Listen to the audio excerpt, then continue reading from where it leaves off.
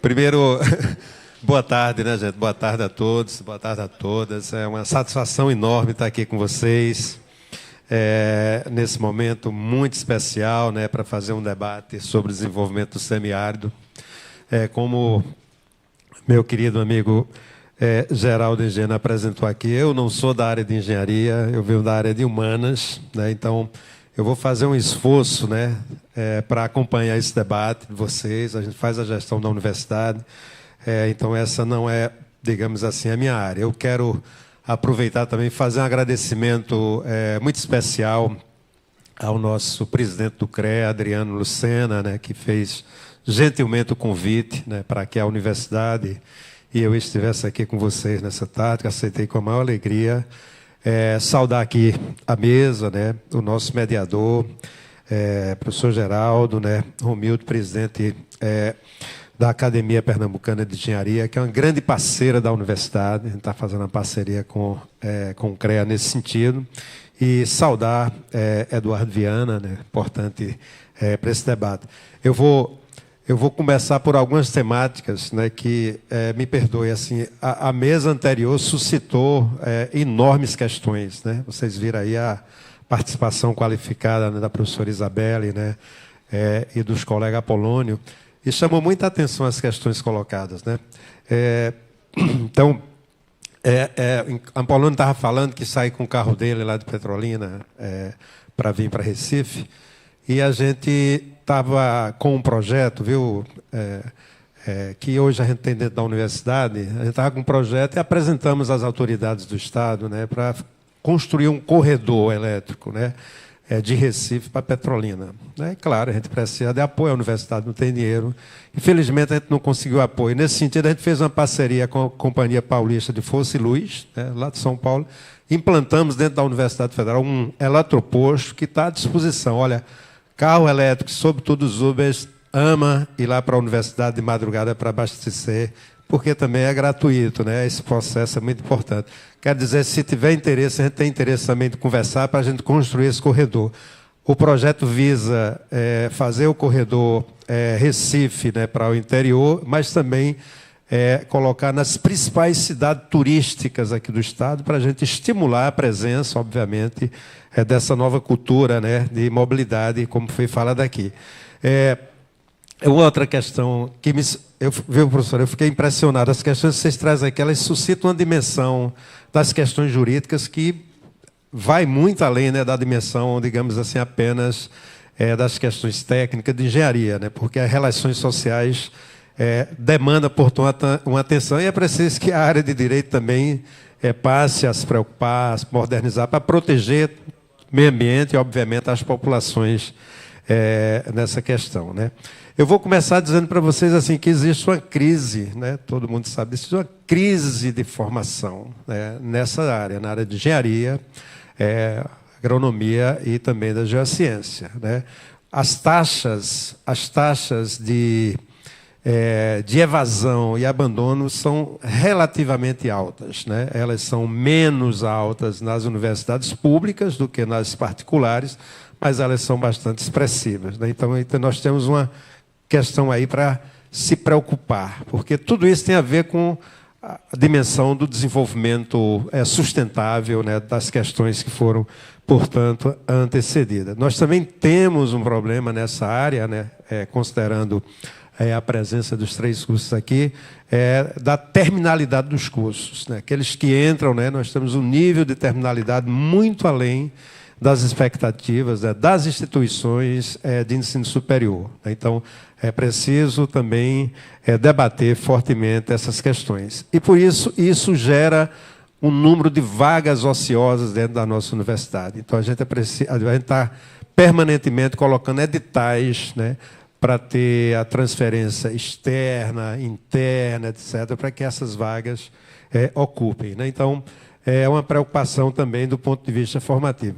Sem falar, né, que eu acho que isso é uma das questões que está presente nesse ambiente, sem falar aqui na questão da remuneração, né? Então, áreas que precisam de um patamar diferenciado, né, em face da responsabilidade, das tarefas, né, vitais para o desenvolvimento do país, mas que vêm, né, com um nível de valorização salarial muito aquém das expectativas dos profissionais formados.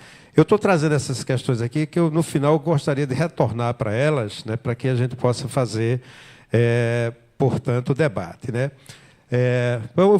A minha exposição é a exposição que eu vou tentar abordar aqui questões mais estruturais e associar, né, essas áreas específicas com os temas centrais, né, as áreas estratégicas aqui que nós consideramos para o desenvolvimento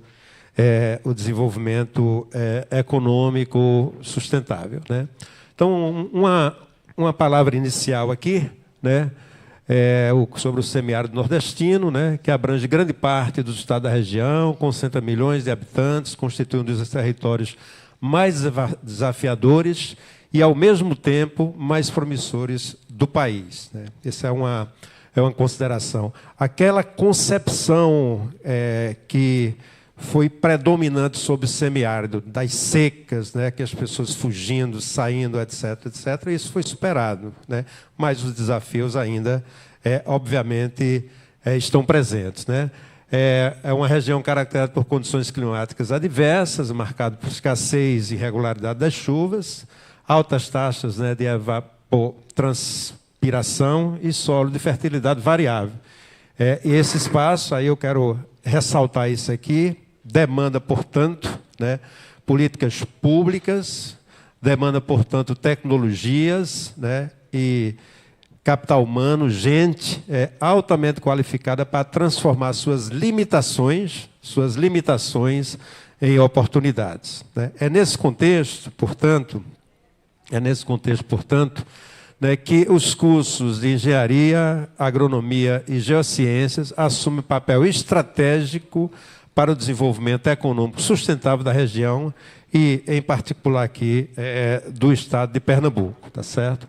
Eu vou fazer uma caracterização das três áreas, né, uma breve caracterização das três áreas, para que a gente possa falar um pouco mais profundamente, né? Engenharias, né, está vinculado comumente à questão da infraestrutura, inovação e resiliência. As engenharias são fundamentais para enfrentar os déficits históricos, né, de infraestrutura do semiárido, né? Tá aí obras... Opa, acho que foi lá.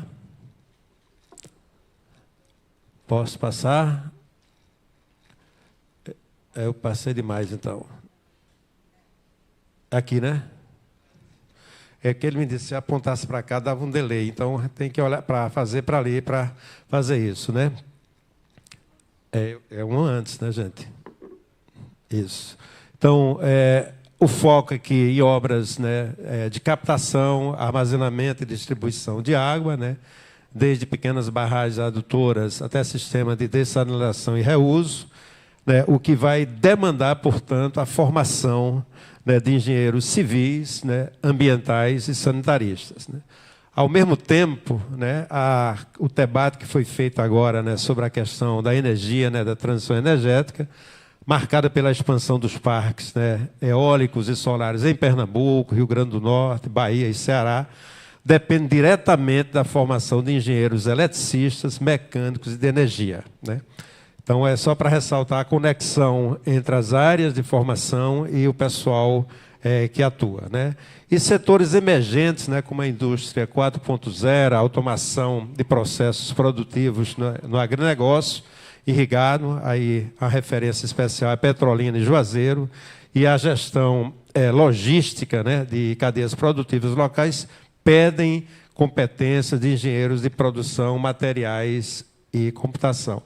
Essas competências, né, nós temos, né, em várias partes, em várias instituições formadoras aqui na região Nordeste, né? Assim como a nossa universidade, a Universidade Federal Rural de Pernambuco, aqui a Univasf, os institutos federais, né?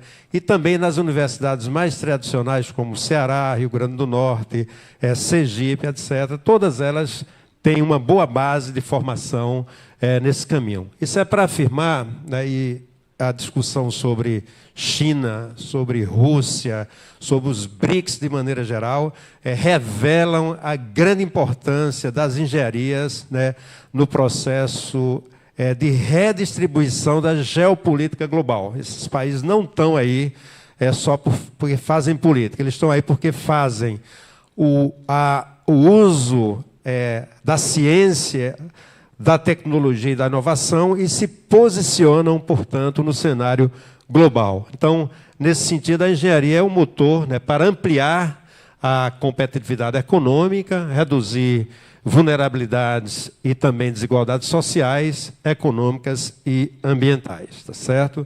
Vou passar aqui para a próxima fase, aqui, a questão da agronomia, né, e aí a gente associa nessa apresentação um pouco simplificada a questão da segurança alimentar e a adaptação produtiva, tá certo? Então, a agronomia desempenha papel insubstituível no semiárido, uma vez que a agricultura e a pecuária permanecem como atividades centrais da economia regional. A produção agropecuária enfrenta desafios críticos, né? E aí a escassez hídrica, solos rasos, risco de desertificação e predominância da agricultura familiar de baixa renda, né?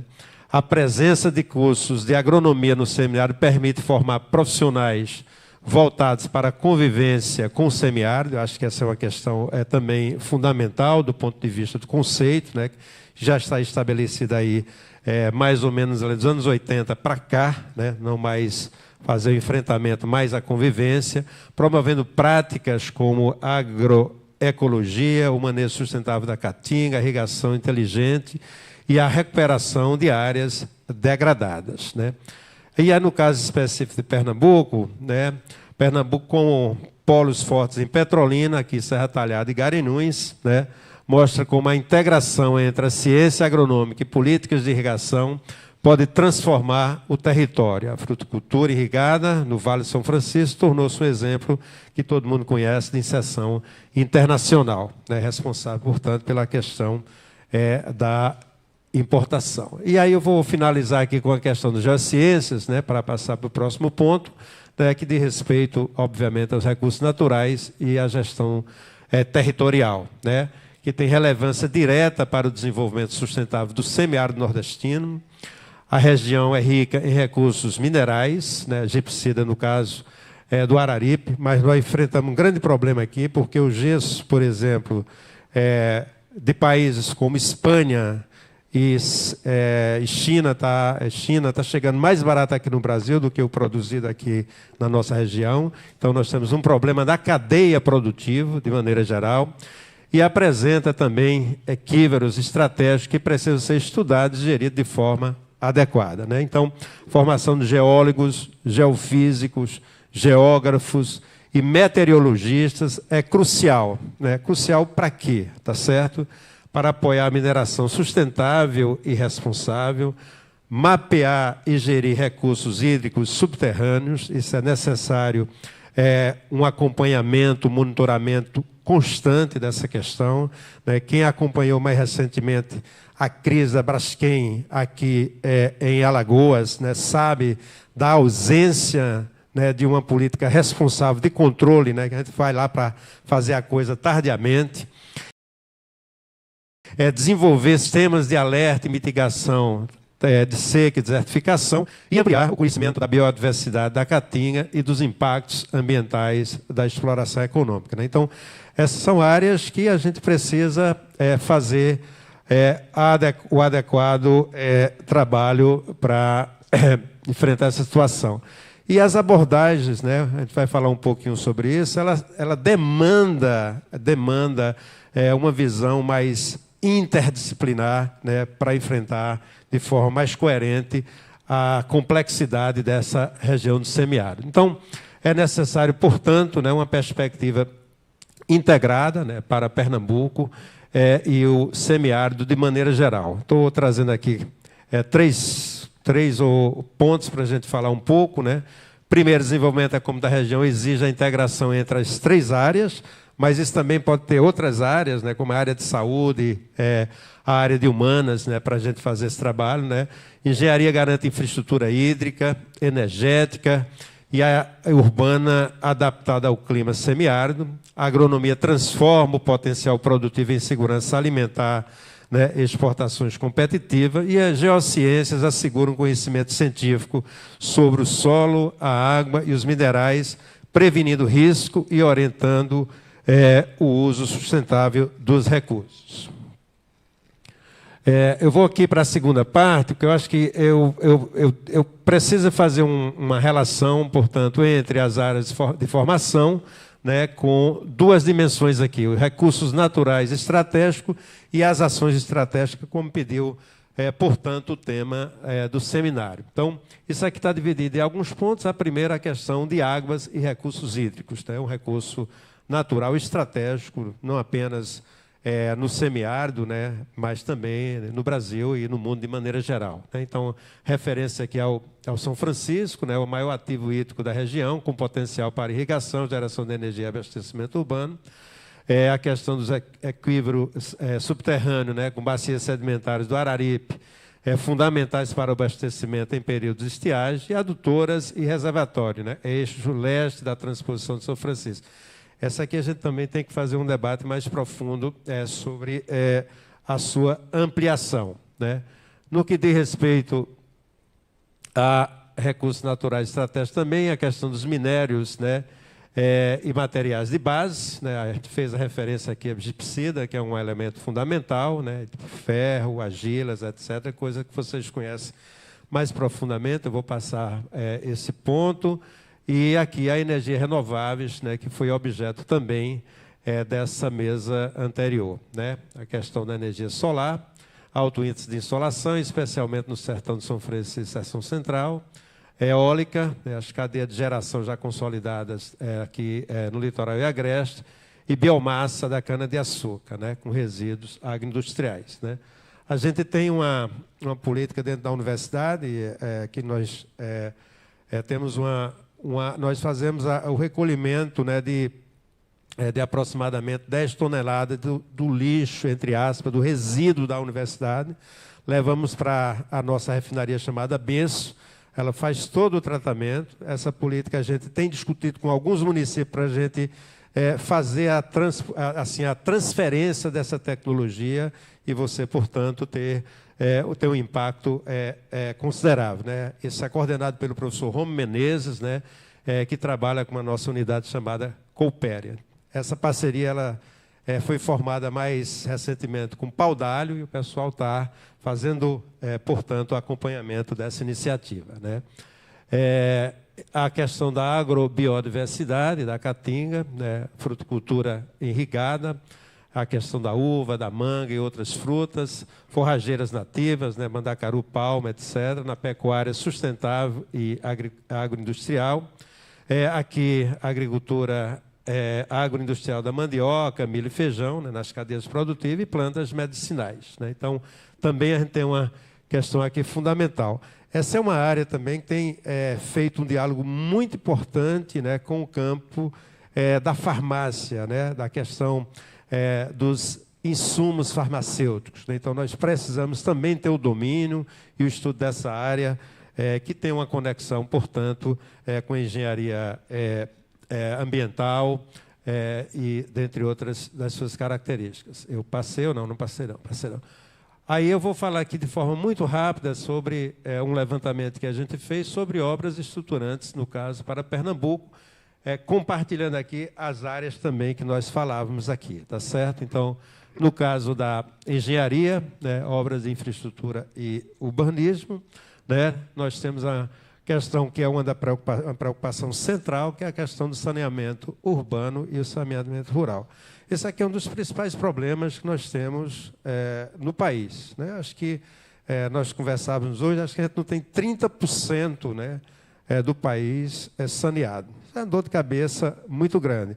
Em que sentido, né? Porque a gente, na verdade, está lidando com questões como inteligência artificial, economia digital, dentre outras questões, e, ao mesmo tempo, tendo que lidar com questões, entre aspas, que eu vou dizer, que faz parte de situações que metade do século passado outros países já tinham resolvido. Então, na verdade, nós estamos aqui lidando com problemas lá de trás, né, que são déficits de ordem de saúde, da das engenharias, etc., e não respondemos. Então, essa é uma questão central, né, para que a gente possa, obviamente, lidar com as questões.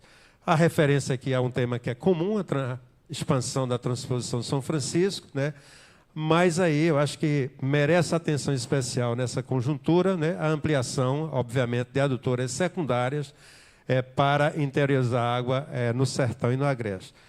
Eu não sei que os seus colegas sabem, eu sou da cidade, sou lá de Auricuri, né? Então, aquela região ali, a briga hoje, no bom sentido da briga política, da disputa política, é para a construção, portanto, do canal do sertão, né?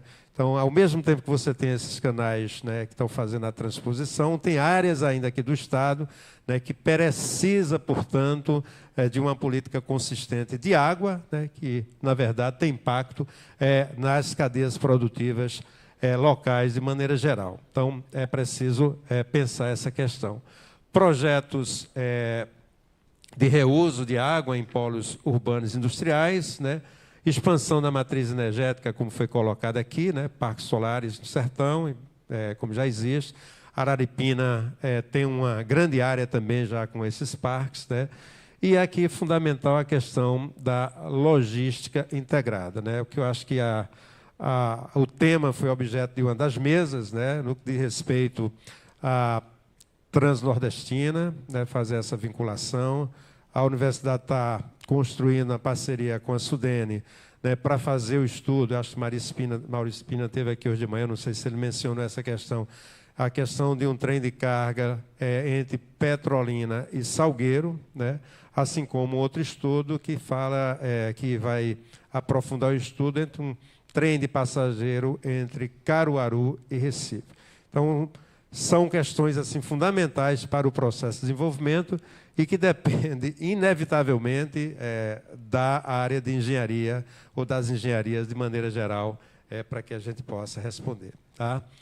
Na questão da agronomia, produção e inovação agrícola, que a ampliação da fruticultura irrigada do Vale do São Francisco, acho que essa é uma questão também que se discute. Se pensa no Canal do Sertão outras saídas, esse processo também pode ser estendido a essa dimensão, né? Acho que tem que construir projetos mais inteligentes, né, no que consiste a questão da irrigação, como o uso de gotejamento, sensores de automação, e expansão também de políticas que permitam a convivência, obviamente, com o semiárido, uma vez que já avançou bastante, a gente precisa, obviamente, fazer isso. E aqui a indicação de quintais produtivos, bancos de sementes, sistemas agroflorestais, né? Pesquisa aplicada à palma, forrageira, pecuária, integração, universidade e cooperativas, né? Essa área a gente precisa também fortalecer com laboratórios em diferentes áreas, tá certo?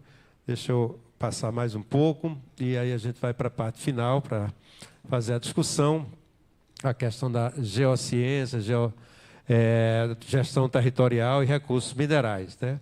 Assim, o mapeamento geológico detalhado, né, do Araripe do Sertão. Eu não sei se a gente tem isso de forma bem acabada, né? Mas assim, é fundamental, obviamente, quando se pensa num projeto de desenvolvimento. Nós temos grandes problemas ainda na questão, por exemplo, da energia que alimenta a questão da produção do gesso na região, né?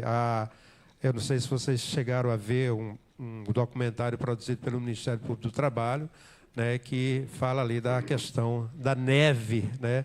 Ou seja, da queima como faz e, portanto, tem um problema sério que leva a doenças pulmonares, cuja incidência naquela região é maior comparativamente com as outras regiões, né, aqui de Pernambuco. Então, nós temos ali uma política, uma prática de queima da madeira, né, da própria, você tem um desflorestamento e assim sucessivamente. Então, aí tem que ter saídas vinculadas, né, à questão das energias renováveis para que a gente possa fazer isso, né.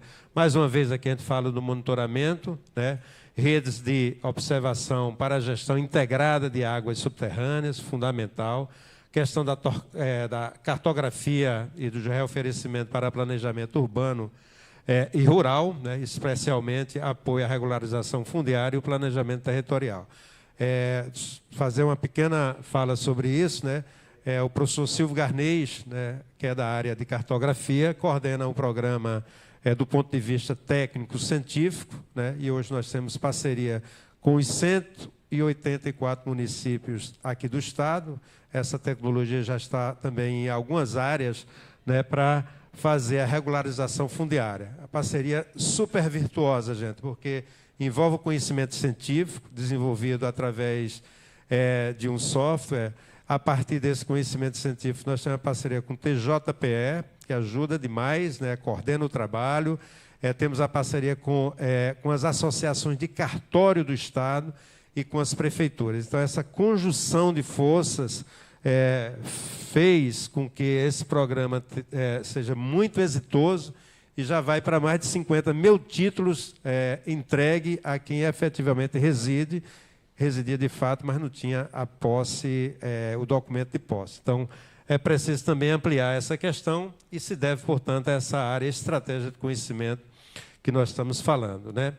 Sistema de alerta climático e desertificação, né, como já mencionado aqui, e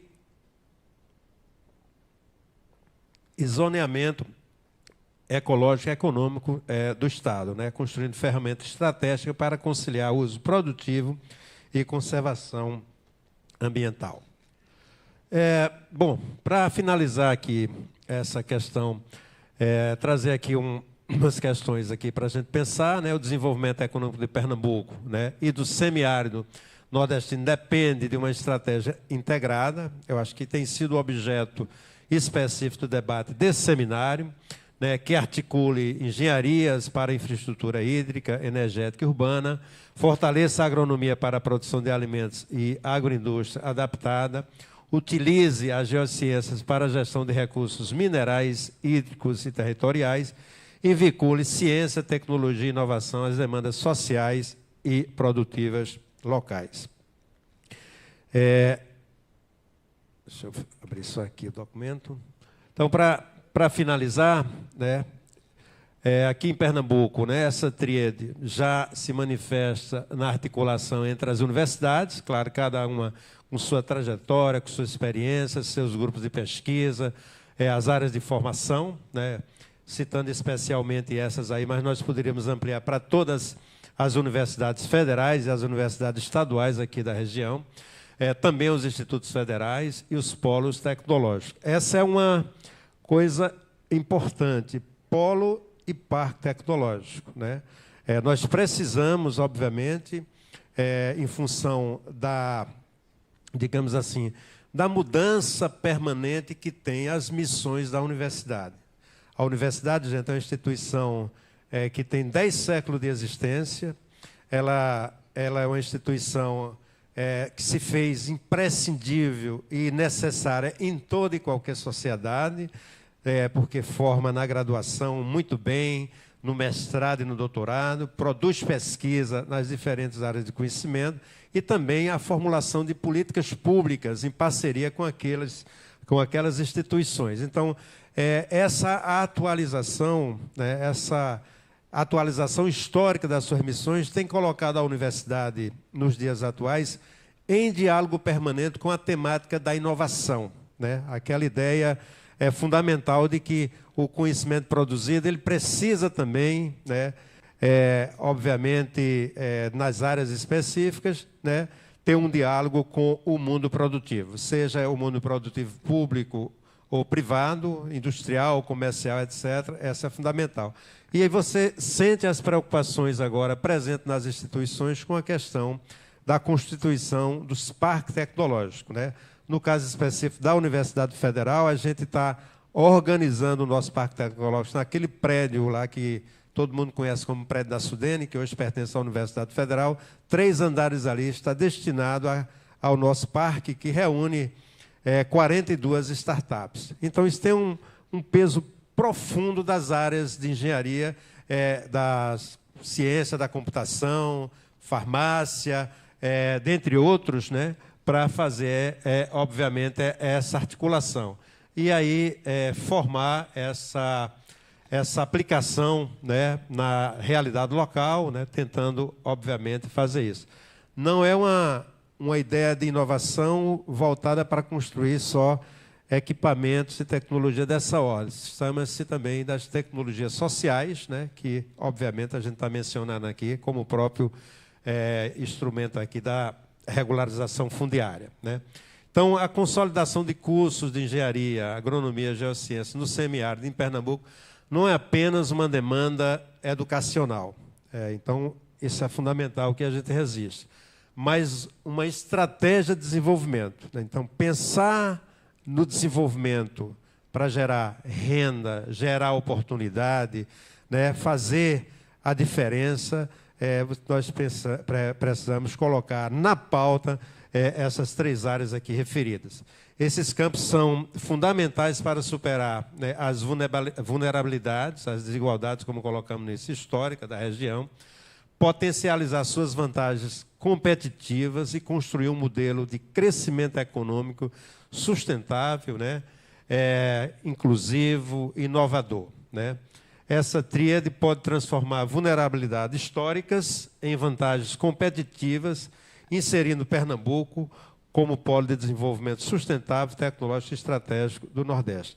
Eu vou finalizar, essa apresentação a gente finalizou, mas eu vou finalizar retomando, portanto, os pontos anteriores. Você lembra que nós destacamos a questão das taxas altas de evasão e abandono, tá certo? Isso é uma coisa real, né? Não é um fenômeno específico, né, das nossas universidades, é um fenômeno mais amplo, inclusive global, mas temos que ter uma preocupação real para responder isso no curto prazo, né? A baixa taxa de conclusão também é algo preocupante, né, em face da importância dos temas aqui colocados, né? E a questão da remuneração que nós falávamos também. Então, assim, as coisas não estão dissociadas. Não se trata, como nós estamos colocando aqui, apenas de olhar como uma demanda educacional, né, como uma demanda de formação. É necessário que a gente extrapole esse campo e aquelas que estão fazendo a gestão das instituições públicas, né, da indústria, tocando uma política de desenvolvimento, tem que olhar isso aqui com muito cuidado. Agora, nós temos um problema que deve ser sempre objeto da nossa atenção, né? As pesquisas mais recentes, professor, têm mostrado, que no ensino médio, por exemplo, que de cada 10 estudantes do ensino médio, né, apenas 5 conseguem se sair bem em matemática. Então, é uma grande interrogação. De onde é que nós recebemos, portanto, os nossos estudantes? Tá certo? Então, nós vamos voltar um pouquinho, obviamente, para a educação básica, especialmente, eu vou fazer uma referência aqui, à educação básica pública, né? Porque na educação básica nós temos 50 milhões de matrículas no Brasil, certo? Destas, e aí envolve todos os níveis da educação básica, que vocês conhecem, né? Destas matrículas, 42 milhões de matrículas estão na escola pública. E 8 milhões, 7 milhões e meio, 8 milhões ali aproximadamente nas instituições particulares, nas instituições privadas. Então, digamos assim, o grande fluxo de estudantes que recebemos nas universidades federais e também nas outras instituições de ensino superior vem, portanto, da escola pública. E nós temos que dar muita atenção a essa questão, porque repercute nas questões que estamos levantando aqui, relativa ao bem-estar da nossa sociedade, ao cuidado com o meio ambiente, à produção de bens, né, que impacta a vida de todos nós, assim como a construção de projetos estratégicos para o desenvolvimento do país. Então, atacar, no bom sentido aqui, né, olhar com carinho por meio de políticas públicas, certo, para a educação é absolutamente essencial. Isso se conecta, por sua vez, eu sei que eu tentar, se conecta, por sua vez, com a questão da formação inicial de professores, né? Nós temos um modelo de formação que nós temos que discutir também, né? Porque se esse problema da questão da qualidade da educação, né, que tem melhorado, é evidente que tem melhorado, os sistemas estão mais sólidos, etc., mas permanece com esse problema, nós precisamos, portanto, cuidar desse processo, né? Então, eu quero, obviamente, agradecer a atenção de vocês, né, e já me coloco à disposição para que a gente possa, obviamente, tratar das questões que vocês consideram pertinentes e importantes. Muito obrigado.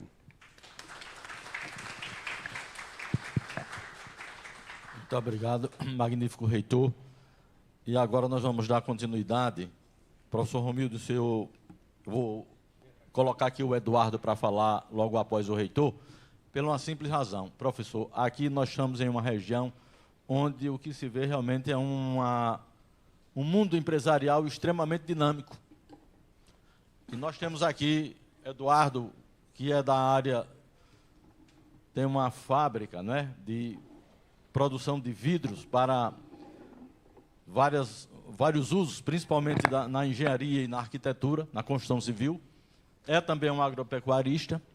A empresa Casas Bandeirantes conta com quase 400 colaboradores. Nós estamos aqui na plateia com o nosso amigo Hugo Gonçalves. O Hugo ainda está aqui, está ali, vice-presidente da FIEP, eu digo, e diretor CEO da Tambaú, uma das mais importantes empresas de alimentos do Nordeste, se não do Brasil. Nós estamos aqui com o Maninho Ferreira, que é o nosso presidente da CDL, com o Pio e com vários outros empresários. Então, esta relação empresa-universidade, a nossa amiga Francisca ali representando também a área de serviços, não é? Então, olha bem, aqui na região, essa relação empresa e universidade é uma coisa extremamente importante. Então, o Eduardo, ele perguntou, e o que é que eu vou dizer aqui? Eu digo, você vai dizer muita coisa, porque você vai dizer o que é que o empresário, não é, precisa da universidade, das instituições de ensino superior e médio. Então, Eduardo, eu sei que você tem muito a dizer, ele dá lições todo dia, eu ando com ele cedinho, então ele realmente, eu digo, é um professor. Então, Eduardo, por favor, fique à vontade.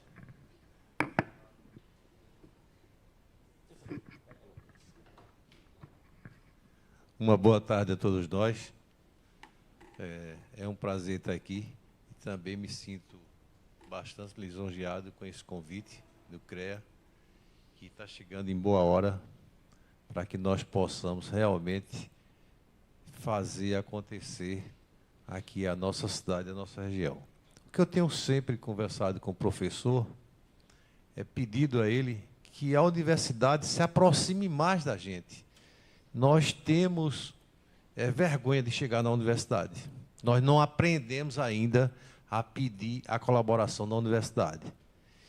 Então, nós vamos pedir a esse número de professores que nota 1000. Só pode ser professor se tiver doutorado, se tiver mestrado. Então, é uma potencialidade que nós temos aqui e que nós não estamos sabendo aproveitá-las. Tem que haver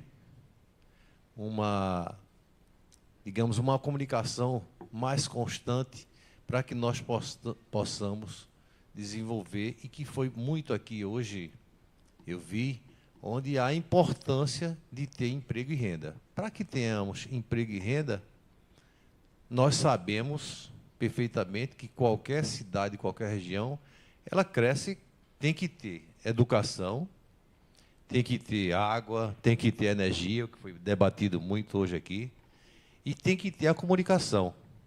Então, nós precisamos disso com a máxima urgência. Está muito bem ali elaborado, muito bem exposto o que a universidade está querendo fazer. Mas eu acho que a gente tem que ter, como eu já falei, uma aproximação maior. E, sendo assim, a gente iria ficar mais bem integrado. Vocês não sabem da satisfação que eu tenho hoje, como empresário, onde o nosso corpo administrativo todas as pessoas que estão lá são de nível superior, graças à universidade que veio para cá, graças à iniciativa do governo de trazer a educação para o interior. Então, isso é de uma importância que a gente não tem nem como saber desse tamanho. Veja, a gente precisa muito ter. Aqui eu tive algumas colocações que eu botei na minha cabeça para que nós possamos ter. É a aproximação, é criar um núcleo na universidade que venha até a gente tem espaços aqui excelentes para que possamos receber professores de todas as áreas, para que nos oriente. Hoje eu tenho dificuldades, mas felizmente a gente encontrou também uma solução onde nós trabalhamos com a Fundação Dom Cabral, que está nos trazendo excelentes resultados e ensinamentos. E que a gente poderia ter isso aqui na universidade. Tem pessoas tão boas e tão capacitadas quanto eles. Então, a gente precisava que a universidade tivesse, mais uma vez, eu estou repetindo, a aproximação ao nosso empresariado. Nós somos numa cidade onde eu digo muito para as pessoas aqui, a gente não tem nenhum filho de papai, todos eles trabalham intensamente, não temos uma cidade que vive muito para a sua prosperidade e para trabalhar.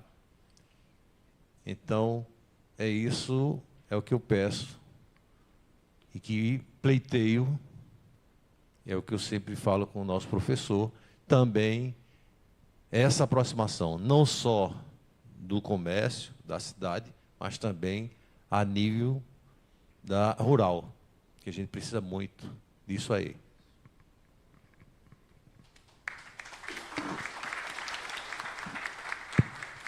Eduardo, muito obrigado em você expressar exatamente aquilo que, de fato, realmente o nosso empresariado pensa, né, professor? Você veja, o que o Eduardo coloca aqui é uma coisa impressionante.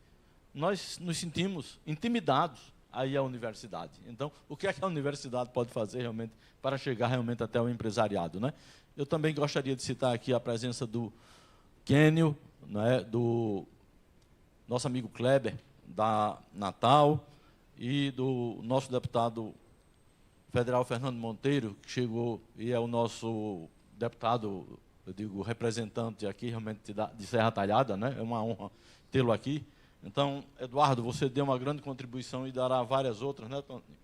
Quando nós aprofundarmos esse problema desse diálogo, né, reitor? Bom, agora nós vamos ouvir o professor Romildo de Almeida, que é engenheiro também civil, professor titular aposentado da nossa Universidade Federal, empresário, um líder e presidente da Academia Pernambucana de Engenharia, uma instituição que representa todas as engenharias. São 60 os membros da nossa academia?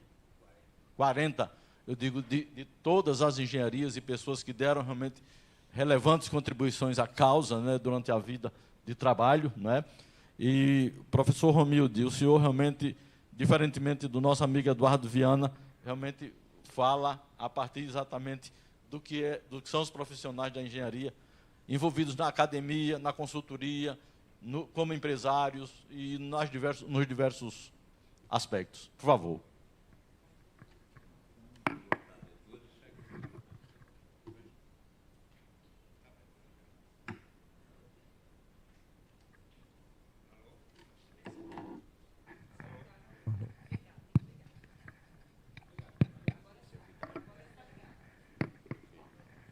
Boa tarde a todos. Só acrescentando um pouquinho naquela apresentação inicial, que agora ele chegou mais próximo. Realmente eu sou graduado em Engenharia Civil pela Universidade Federal de Pernambuco e depois fui professor da Universidade Federal de Pernambuco na graduação e pós-graduação, e agora, atualmente, ainda continuo, de uma certa forma, por ser tenho um trabalho voluntário como colaborador na pós-graduação de Engenharia Civil. Bom, tem uma coincidência assim entre a minha, digamos, escolha para o tema que eu vou abordar e também uma preocupação que eu observei do magnífico reitor, quando ele se referiu no início, até com um pouquinho de destaque, à questão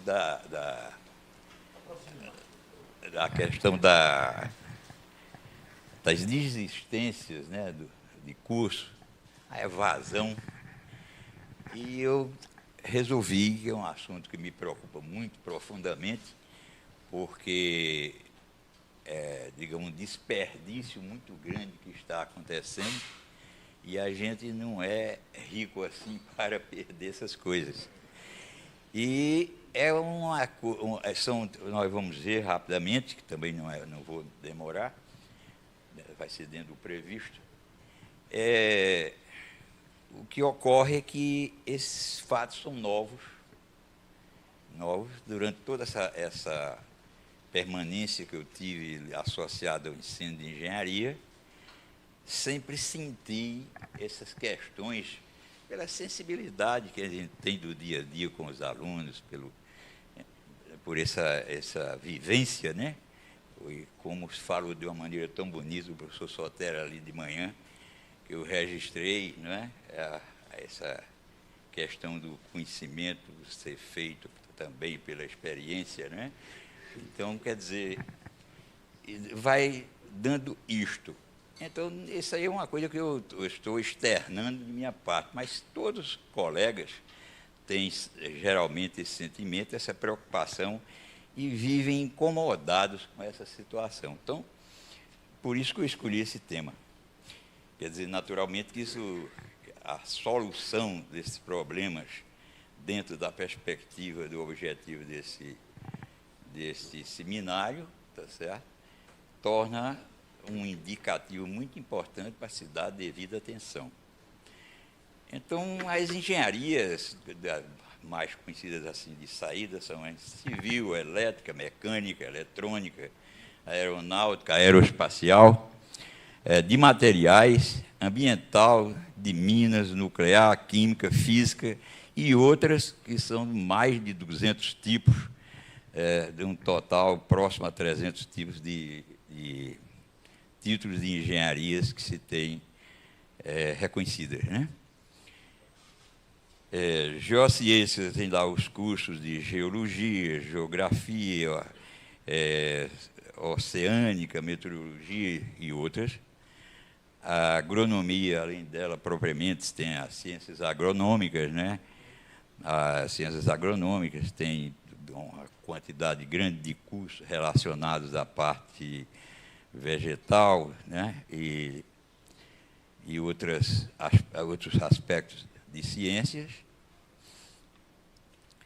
Então, diante disso, eu vou mostrar algumas informações para ver se no final, nas conclusões, nós temos alguns indicativos. Primeiramente, a razão entre graduados, a quantidade de formandos, né? Isso aí tirado pela graduação, em engenharia e direito, fazendo uma análise comparativa, que sempre, para mim, direito era sempre uma quantidade muito grande, eu via as estatísticas muito complexas e tal, mas aqui tem uns indicativos interessantes. Aqui tem uma lista que consta de 20 países, os principais países que formam o engenheiro numa taxa altíssima, né?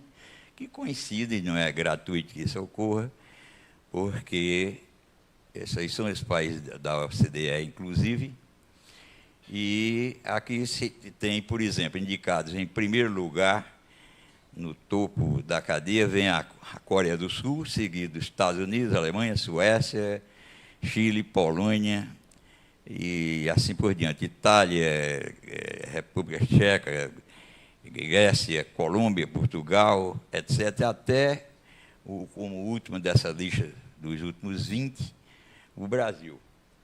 A Coreia do Sul tem 21,1 vezes mais engenheiros do que profissionais do direito, Estados Unidos 20,1, Alemanha 18,1, Suécia 16,4, aí vem depois uma sequência rapidamente em decrescência, né? Chile 8,8, Polônia 8,1, Itália 7,9, etc., Brasil 1,3. É interessante ver que isto agora, porque agora esse número é para nós assim alto, pode até achar que são muitos, que no Brasil tem 1,3 vezes mais do que advogados, mas é porque nos anos recentes houve uma abertura generalizada por curso de engenharia, que só para se ter uma ideia, em Pernambuco teve inicialmente a universidade, que hoje é a Federal de Pernambuco, criada, quer dizer, a origem dela vindo de 1895. Depois houve uma cisão entre os professores, foi criado defendendo pontos de vista diferentes para a engenharia. Foi criada, então, em 1912, a Escola Politécnica. Veio bem depois já da Escola Politécnica, dá um salto para 1970. O terceiro curso a que aparece da Escola, curso de Engenharia da Universidade Católica de Pernambuco. E então 3 cursos de 70 até os 2000 até 2010 por aí permaneceram esses. Veio posteriormente a criação do curso de engenharia da Universidade Federal Rural, e depois, rapidamente, sem se entender muito bem o porquê, aí passamos a ter mais de 50 cursos de engenharia civil no Estado. Aí por isso que há já a quantidade de engenheiros formados ultrapassou a de direito, que era uma liderança muito grande que existia. Então, aqui eu cito alguns elementos ligados à Coreia do Sul, que é, por exemplo, as suas indústrias. A Samsung tem mais de 250 mil funcionários, grande parte formada por engenheiros e técnicos. A Hyundai emprega mais de 100 mil pessoas, produzindo carros, tratores, navios e motores. E tem mais várias empresas, LG, SK, POSCO, de siderurgia, Coreia, indústrias de aeroespaço da Coreia, não é? Temos todas empresas sedentas por engenheiros, digamos. A educação básica está entre as melhores do mundo. No PISA, eles figuram entre os primeiros em matemática. É como se fossem... Aqui eu peguei uma expressão de um professor de São Paulo, que ele, dentro desse tema, ele disse, é como se todas as crianças estudassem em escolas do nível do Colégio Bandeirantes, ou Poliedro, que são considerados um dos melhores lá de São Paulo. O resultado, fazer engenharia lá é natural, enquanto aqui é muito desafiador para quem não tem boa base. E este não ter boa base que é um dos problemas muito sérios. Tá? O Brasil tem uma estrutura hiperburocrática que gera demanda por advogados, natural. Os concursos públicos mais bem pagos são, em geral, para formados em direito, né? A carreira jurídica goza de prestígio. Então, isso aqui vai exatamente de encontro ao que o magnífico reitor citou logo no início, não é, abordando esses pontos exatamente. Parece que há uma convergência, e deve ser geral, porque esses dados, é bom que se diga que são dados nacionais, né? Todos os professores de escolas, né, da Universidade Federal do Rio de Janeiro, da COP, onde fiz mestrado, doutorado e tal. E eles têm problemas seríssimos e estão profundamente preocupados com essas questões que começamos a falar. E não se há de lá, toda a área, Estado de São Paulo, e é geral esse problema para o Brasil nacional.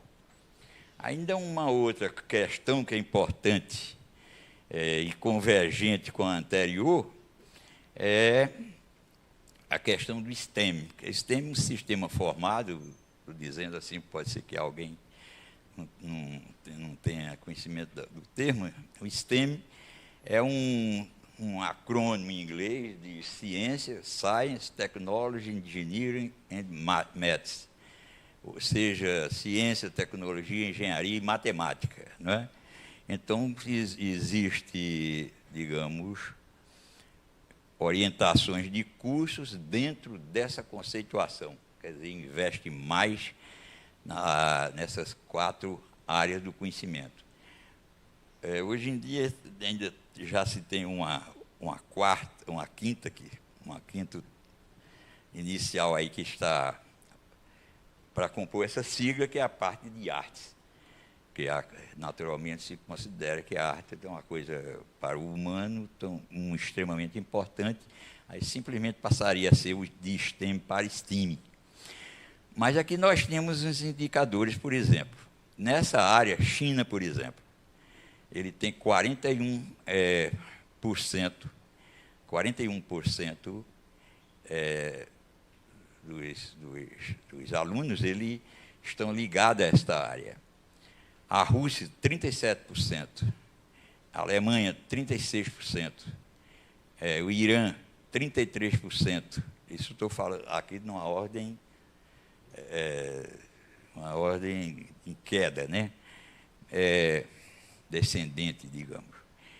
30% para a Índia, 26%, que ainda está numa faixa alta, ainda estou citando. França, 26%, México, 26%, etc. Estados Unidos, 20%, e o Brasil com 17%. Então, digamos, a orientação no Brasil ela não é significativa para a parte que trata de ciência, tecnologia, engenharia e matemática. Tem um artigo interessante, e sempre que eu falo nele, de alguma forma, vários colegas leram e conhecem, quer dizer, teve uma repercussão, digamos, muito forte, que é do ex-reitor da Universidade Federal de Pernambuco, professor Mozart Neves Ramos. Um artigo foi publicado em 3 de junho de 2024, mas que ele dá indicativos outros, mas dá uma informação terrível, que para mim, dentro desse assunto, que é verdadeira. Né? Mas é um dado, exatamente, é uma informação, é um dado que temos que levar em consideração para poder entender o que está acontecendo lá mais na frente.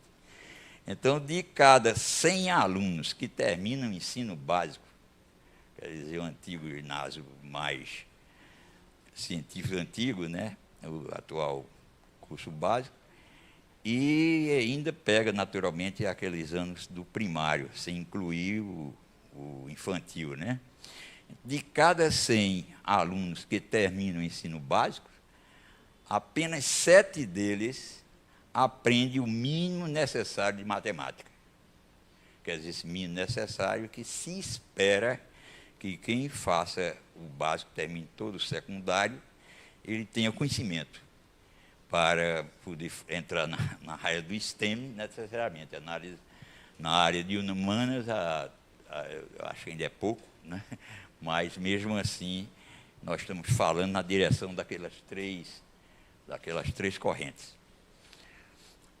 Então, eu vou colocar alguns dados agora por diante, como, por exemplo, a evasão no curso de engenharia civil. Eu fiz apresentando aqui os dados na área de engenharia civil, que é a minha área, no caso, mas é sabido que todas as engenharias se comportam de maneira semelhante. Ah, tá. É de natureza semelhante, né? Quer dizer, é comum às engenharias e, naturalmente, essa linha do STEM. A dificuldade com disciplinas básicas, matemática, física e química, quer dizer, é uma característica. Quer dizer, a evasão no curso de engenharia civil no Brasil devido aos seguintes fatores, como a dificuldade com disciplinas básicas, matemática, física, química, que são aquelas mais abordadas nas engenharias, enfim, dessa área que nós estamos nos referindo. A carga horária extensa, o alto custo das mensalidades em instituições privadas, no caso.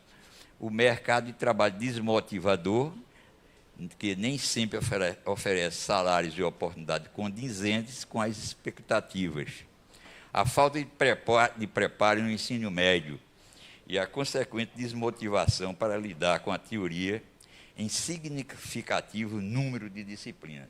Isso é bem conhecido que nos cursos de engenharia no país inteiro, a matemática, os cursos de cálculo, que são 4, reprova cerca de 80%, 90%, é o usual e uma preocupação de todas aos gestores, né? O alto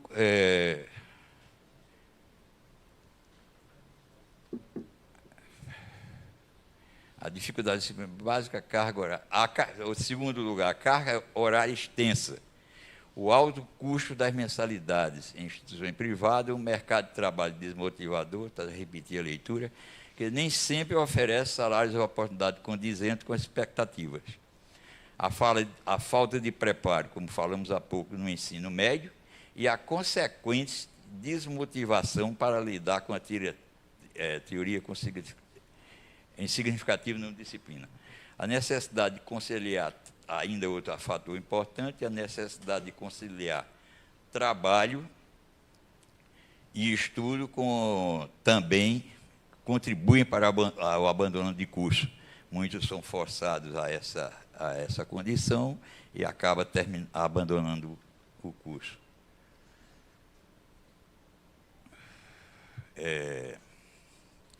Bom, então, quer dizer, isso aqui temos umas informações bem claras, mas temos também umas outras que são mais subjetivas, que é, por exemplo, a atual geração Z chamada, ela tem motivos muito fortes para ser mais imediatista. Isso pelo ritmo como as coisas acontecem, e aí eles são submetidos, têm que se adaptar, etc., e espera que também, por conta de considerar que é extenso, né, as disciplinas ou o curso, então isso é muito ligado às tendências atuais e como as coisas estão acontecendo. Quando menos se espera dentro da área tecnológica, de repente aparece a inteligência artificial, eu vi, por exemplo, o discurso em que tomou posse o Prêmio Nobel de Economia, que ele é conhecido como o pai da inteligência artificial, e ele fez um discurso muito rápido, deu 9 minutos apenas, porque ele apresentou apenas as preocupações que ele tinha, que é, por exemplo, saber que, teoricamente, a inteligência artificial pode gerar um programa tão sofisticado que este programa desrespeite os autores, né, e crie novas coisas. Aí ele faz, por exemplo, a questão, e se tratar de um problema militar, por exemplo, né? Quer dizer, o cara pode tomar decisões, sabe Deus o que, para onde vai. Muitas instituições aceitam estudantes sem devida preparação e não oferecem programas de nivelamentos paralelos às aulas regulares. Isso eu tirei de trabalhos feitos sobre o assunto, mas me parece que isso aqui não é muito relevante, porque já conheço experiências de serem dado cursos introdutórios de matemática, aquilo que é necessário para disciplina de cálculo, mas depois a disciplina de matemática suplementar que é criada, ela passa a competir com o cálculo em reprovação. Então, parece-me bem que não é um caminho muito recomendável. Bom, nesta semana que passou, já estou perto, Geraldo, por gentileza, vou perdoando um pouquinho o seu passeio do tempo, mas aqui vou mostrar umas coisas que ocorreram em, digamos, grupos de WhatsApp, como, por exemplo, da nossa academia, a APENG, que o professor Alexandre Duarte Guzmão, que é um dos membros, ele mandou uma mensagem interessante. Ele mandou a mensagem com um conteúdo que eu acho importante, que ele diz assim, né, uma parte. Temos estudado bastante esse tema, que é o problema da evasão e retenção. E, de fato, além dos já conhecidos problemas de evasão e retenção, temos um novo, a atração dos jovens. Né? Atrair os jovens para a engenharia. Fiz um estudo sobre a atratividade dos cursos de engenharia civil das IES públicas na região metropolitana do Recife. O PE, o FPE, o FRPE, Campus Cabo, e IFPE, Instituto Federal de Educação, de Recife. São cerca de 400 vagas por ano, quer dizer, dá mais ou menos 100 por instituição. No início desse ano, cerca de metade dos aprovados não fizeram matrícula. Quer dizer, o cara escolheu o curso e não concretizou a matrícula. As vagas vêm sendo preenchidas com sucessivos remanejamentos, ou seja, alunos com pior desempenho no ingresso, e geralmente com grande chance de inflar os números da evasão e retenção. Estamos usando ciência de dados para identificar os parâmetros do ingressantes que levam à taxa de sucesso no curso. Ele comentou, grande desafio. Uma outra nota que eu vi interessante é esta aqui. O interesse do jovem pela engenharia tem diminuído no Brasil. Uma pesquisa com 1.150 estudantes do ensino médio revelou que apenas 12% pretendem seguir na área, apesar do déficit estimado em 75 mil engenheiros no país. Isso anuais, né? A queda reflete o movimento já registrado pelo MEC, que aponta redução de 23% no número de calouros dos cursos de engenharia, esses dados entre 2014 e 2023. Principais motivos apontados estão a dificuldade com matemática, falhas na educação básica, excesso de carga horária, e a percepção de pouca aplicação prática nos cursos. Percepção. Mais de um terço dos jovens se sente inseguro com disciplina de exata e 82% considera o curso muito caros. Além disso, oferece como ambiente acadêmico desanimador a insegurança no mercado de trabalho, que também influencia na escolha. Mesmo assim, quem se identifica com a área cita a oportunidade de estágio, emprego e rentabilidade financeira, como atrativos em civil, elétrica, mecânica e computação, continuam entre as engenharias mais procuradas nas especialidades. Tem uns outros dois que eu ainda vou citar, porque, e com isso eu vou finalizar, um da Universidade Estadual de Londrina, que no começo do ano ofertou 16 vagas para quem quisesse entrar e fazer civil, na linguagem do cara que escreveu pelo WhatsApp. Sem vestibular, vaga remanescente, 16 vagas. Sem vestibular, hein? Não sei nem se pode mais. Vaga remanescente. Só preencheram 8 vagas, mesmo dando de graça as vagas. Um outro, ainda dessas citações, por fim, que estou avaliando um processo do MEC, parece-me bem que essas falas todas assim de WhatsApp ligada a alguma coisa que o MEC solicitou para todo mundo, né, para ter uma ideia como vão essas coisas. Avaliando um processo do MEC sobre a evasão em engenharia, são inúmeras causas, mas em números dos pontos. Universidade Federal de Campina Grande, Campus Pombal, que já é um vizinho nosso. De 50 vagas, só entraram 27 na primeira chamada. E esse curso está com 80 alunos apenas no todo, né? Então, eu fico por aqui, apesar de que tem umas informações, mas já passei bastante o tempo, o Geraldo já está ali preocupado.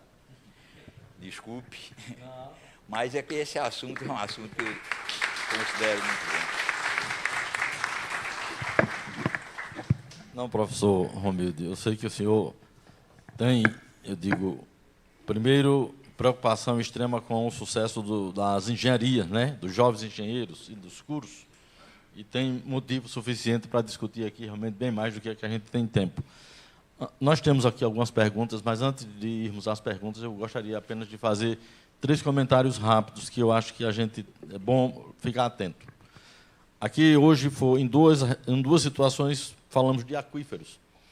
E em 2 situações falamos do aquífero do Araripe. E falamos em explorar o aquífero do Araripe. E eu, dentro dos anos que ando aqui na região, eu acho que a gente tem que desconsiderar isso. A Chapada do Araripe, realmente, ela foi muito bem distribuída por Deus para os estados do Ceará, de Pernambuco e do Piauí. Ela nos deu a gipsita, deu aos 3 o Planalto, deu ao Piauí a eólica, e a água do Araripe que percola é quem faz o Cariri. Então, se eu imagino realmente colocar poços profundos em cima do Araripe, automaticamente eu estou criando realmente uma contenda muito, talvez, que não dá para você explicar bem, com um eixo de 12 municípios que fazem o Cariri cearense. Então, ali, a gente vai ter que trabalhar aquilo como cerrado, e não pensando que você está no Urucuia, que ninguém fala, que é no oeste da Bahia, que os 1.500 voos do Urucuia impactam diretamente na vazão do São Francisco. E, aparentemente, ninguém trata desse assunto. Bom, a outra situação que o doutor Sotero citou, gipsitas, gesso agrícola natural. Gesso agrícola natural, o professor Isabel perguntou, ele é realmente apenas processo de moagem, trituração. Você reduzir as partículas ao mínimo para reagir ao máximo com o solo. E você não vai precisar da caatinga você vai precisar de outra energia, que é a energia para moagem. Mas você não vai precisar da caatinga para realmente estabelecer aquilo que a gente tem como gesso da construção civil, a um preço que eu considero vil, onde queimar a caatinga para fazer gesso para a construção civil, eu costumo dizer que é queimar uma nota de 50 para colher uma de 5. Então, é alguma coisa que não realmente bate bem, e a gente tem que deixar isso muito claro. A gente não pode ficar realmente, eu digo, tergiversando, né? E, por último, essa questão da preocupação da matemática, da dificuldade, do cálculo. Eu costumo dizer que eu sou daqueles também que acredito que Deus fala aos homens em 2 idiomas, a matemática e a música. Então, se todo mundo entende tão bem e gosta tanto de música, por que é que não consegue entender e gostar de matemática, professor Alfredo? Então, eu acho que a gente tem que fazer com que a matemática seja tão agradável quanto a música. Então, eu acredito que todos nós temos condições de ser bons alunos de matemática e fazer muito bem. Então, essa era a situação. Agora, vamos às perguntas, viu? Que, para mim, eu tenho aqui, são 3, professor. A primeira é do Alberto Lima, professor, engenheiro e advogado. Ele diz o seguinte: primeiramente, professor, gostaria de parabenizar a implantação do campus do Sertão, em Sertânia, que ocorrerá na próxima segunda-feira.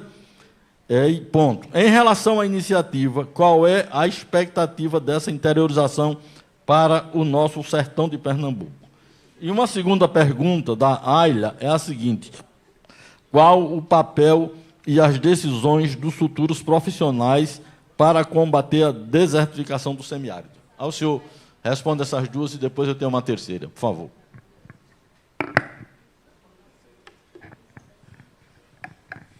Primeiro, muito obrigado pelas questões.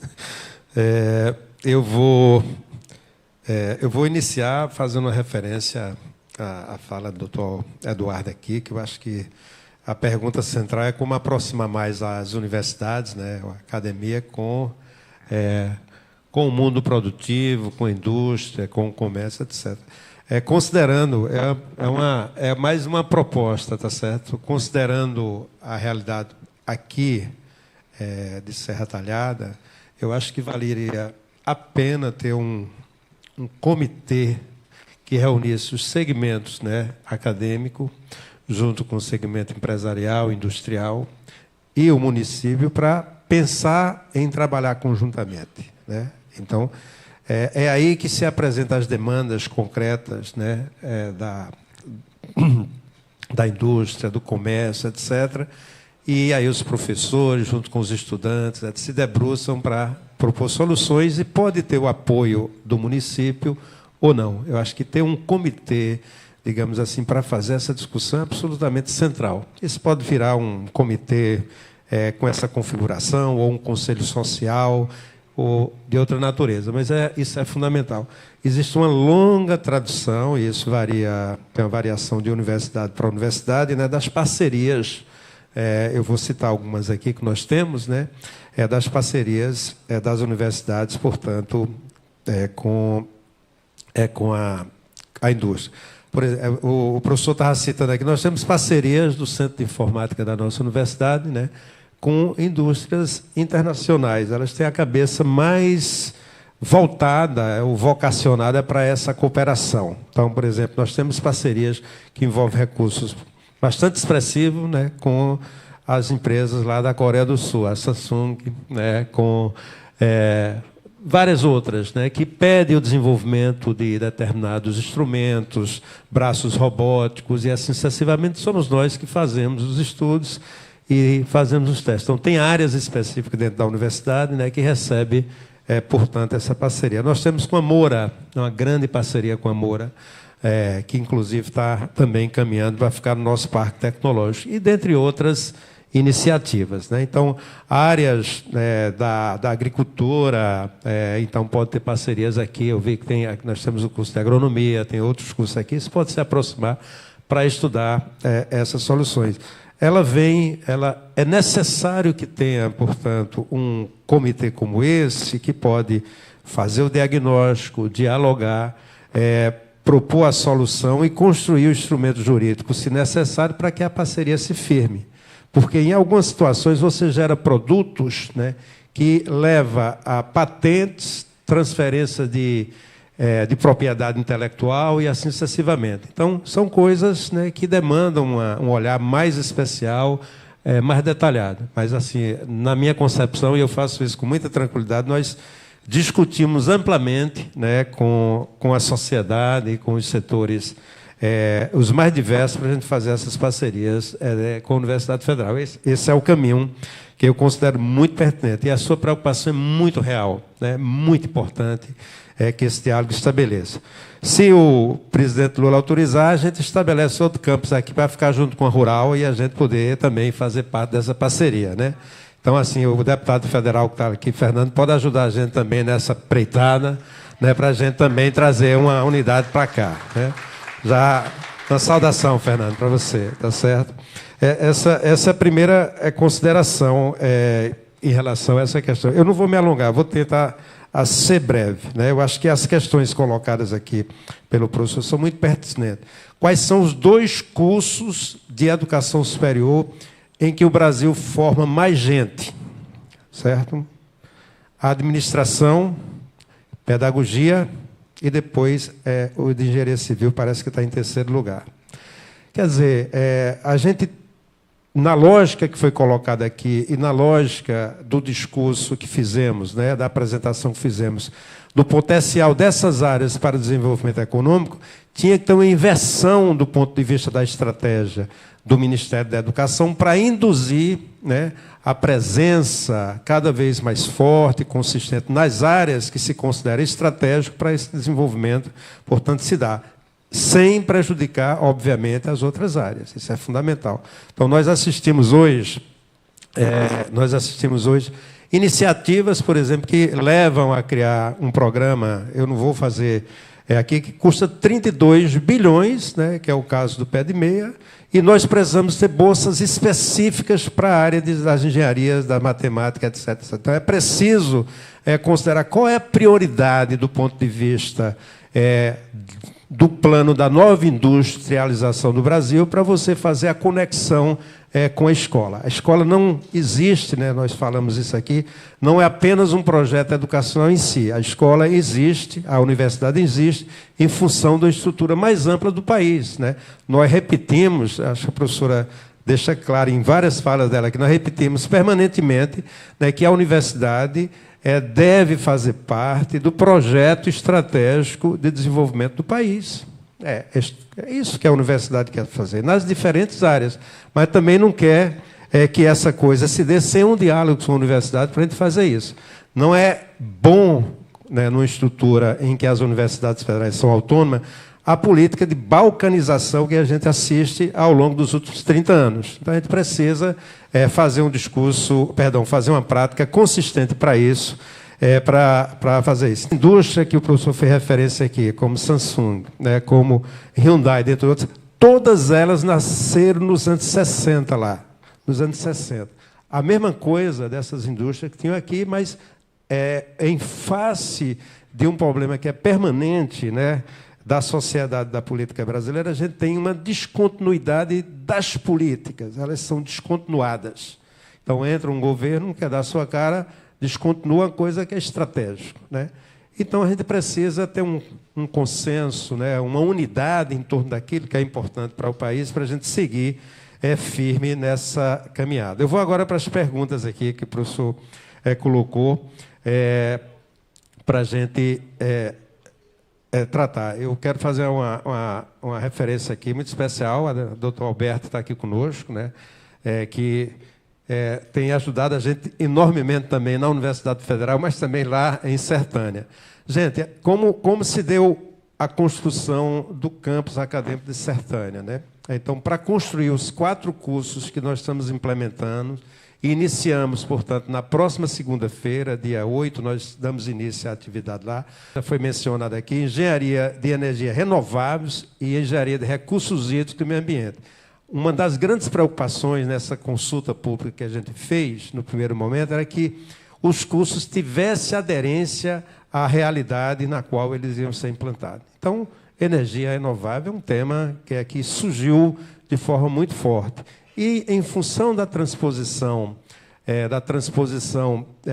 do São Francisco, né, a questão de recursos hídricos e meio ambiente veio de forma bastante consistente. Se você perguntar à comunidade, viu, gente, qual o curso nós devemos colocar hoje aqui nesse campus? Aí todo mundo vai dizer medicina. Todo mundo quer medicina, né? Então, assim, esse era o carro-chefe da consulta. Medicina vai começar em 2026 lá, certo? Agora nós começamos em medicina e medicina veterinária. Agora começamos as 2 engenharias, um curso extremamente estratégico para o desenvolvimento dos municípios, né, que também, não, na nossa consideração, nosso diagnóstico, não estava recebendo atenção adequada. É um curso de administração pública, de gestão pública. Temos gestores públicos, né, que precisam entender toda a lógica da gestão dos municípios, envolvendo, inclusive, licitações, contratos, etc. Então, muito embora a gente tenha uma administração da empresa que é voltada mais para o setor privado, né, a preocupação era como a gente fortalecer no interior do Estado, portanto, essa perspectiva. Aí veio o de gestão pública. E a questão do outro, que é a formação do professor, que é uma área que nós consideramos estratégica, e nós temos, portanto, o curso lá, que está iniciando, de licenciatura em História, para também dar conta dessa questão. Então, essa é uma referência, portanto, a essa questão que foi colocada, né? A questão da queima, né, da caatinga, etc., né? Então, assim, isso é uma preocupação permanente. Tem que ter uma política mais ampla, né, para que a gente combata esse processo, né? Se você tirar a madeira da caatinga para abastecer fornos, etc., quando nós podemos ter hoje, e nós temos hoje um projeto do professor Pedro Rosas, né, e eu acho que em Araripina a gente já tem uma certa experiência como essa, é possível você substituir isso por uma tecnologia inteligente, usando a energia solar para fazer a queima, portanto, dos fornos, e você não mais desmatar, não mais destruir a caatinga nesse sentido. Então, assim, tem tecnologias que precisam ser devidamente consideradas, né, nesse processo que nós estamos aqui tratando. Acho que, em linhas gerais, eu queria deixar nesses termos, daí ficamos aqui, obviamente, à disposição. Nós temos uma pergunta ainda para o senhor, do Jalisson Silva Vieira, que é: o número de profissionais formados pelas universidades do Estado é aparentemente maior que a oferta de trabalho, gerando o fenômeno da uberização entre engenheiros formados.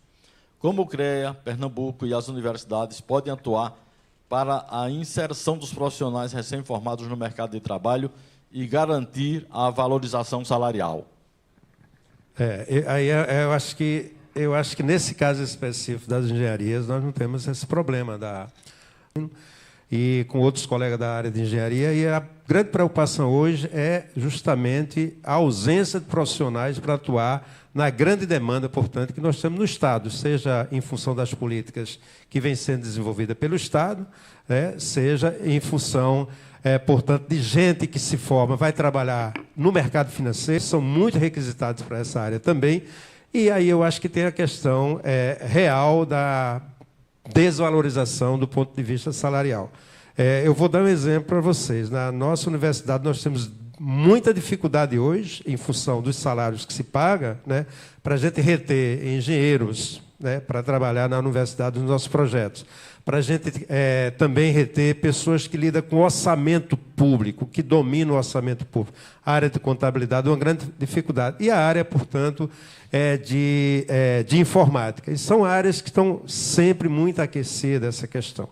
O grande problema, que o termo da uberização aqui faz referência, é porque nós temos um número considerável, né, de escolas superiores, né, formando, portanto, com um nível, eu diria, questionável, né, e isso implica, obviamente, na dificuldade de inserção desses profissionais no mercado de trabalho. Assim, é necessário, mais uma vez, que nós tenhamos também uma política, e existe uma secretaria especial para isso, tenhamos uma política nacional que faça a avaliação e a regulação das instituições de educação superiores, né? Gente, só para uma informação para vocês, nós temos aproximadamente 2.000 instituições de educação superior no Brasil. Destas, quase 200 delas são universidades. As demais são escolas que funcionam, portanto, somente para o desenvolvimento da atividade de ensino de graduação. Quando nós temos o conceito de universidade, a universidade é aquela instituição, né, e vocês sabem muito bem, que além do ensino de graduação, ela faz também o ensino de pós-graduação estrito sensu, mestrado e doutorado. É a pós-graduação estrito sensu, portanto, associada a políticas como iniciação científica, que cria o conceito de universidade de pesquisa, aonde tem pós-graduação estabelecida, mestrado, doutorado, você cria a chamada produção institucional do conhecimento. Então, você cria um corpo, uma comunidade que pensa de forma sistemática e diária, né, os problemas de uma determinada região. E nós temos um sistema que é muito desigual, formado por setores, em que a grande maioria das instituições, aproximadamente 1.800 instituições, são escolas, né, que não desenvolvem de forma associada o ensino e a pesquisa. E complementa, e eu acho que aí está a questão da preocupação com isso, né, você tem uma formação aligerada, você tem uma formação sem a preocupação com boas práticas de formação, e acontecem essas situações, obviamente, que foi colocada aqui pelo Jadson na questão. Mas, assim, das nossas universidades, da Federal Rural de Pernambuco, da nossa Universidade Federal de Pernambuco, Univasf, nós temos clareza, né, da qualidade dos formandos, né, e que existe uma grande demanda para esse processo. Mas é necessário, como foi colocado aqui, as estratégias de formação do Estado, né, eu estou falando aqui de Pernambuco, precisa ter um diálogo com as instituições formadoras. Qual é o meu projeto, portanto, de desenvolvimento econômico, desenvolvimento social, desenvolvimento ambiental, educacional, e o que é que eu quero das instituições? Como é que elas podem ajudar? Não é válido chamar as universidades, ou a Rural, ou a Federal de Pernambuco, só quando o problema está no colo e quer uma solução. É necessário esse comitê, que pense no longo prazo. Então, deu um problema lá, o tubarão mordeu alguém lá na Boa Viagem. Chama a Universidade Federal Rural, chama a Federal de Pernambuco para a gente dar uma resposta. Não vale, gente. A gente atua para resolver uma coisa muito pontual. É necessário que o Estado, eu falo aqui, mas os outros estados, etc., pense a sua estratégia de desenvolvimento também conversando conosco para a gente poder responder internamente, conversar com os professores, com as professoras, fazer um diálogo e aí responder às necessidades de desenvolvimento. Nós temos 18 cursos, eu estava notando aqui, nós temos 18 cursos de engenharia em Recife, 2 cursos de engenharia em Caruaru, no nosso campo do Agreste. E temos agora 2 cursos de engenharia aqui em Sertânia. Assim, é preciso um diálogo permanente para que a gente tenha essa preocupação, que é a preocupação de todos vocês aqui, de como se dá essa boa harmonização entre o processo de formação, com o impacto das oportunidades que são geradas pelo Estado e pelas indústrias e o mundo produtivo de maneira geral. Me alonguei muito, mas obrigado pela atenção. Não, muito obrigado, magnífico reitor.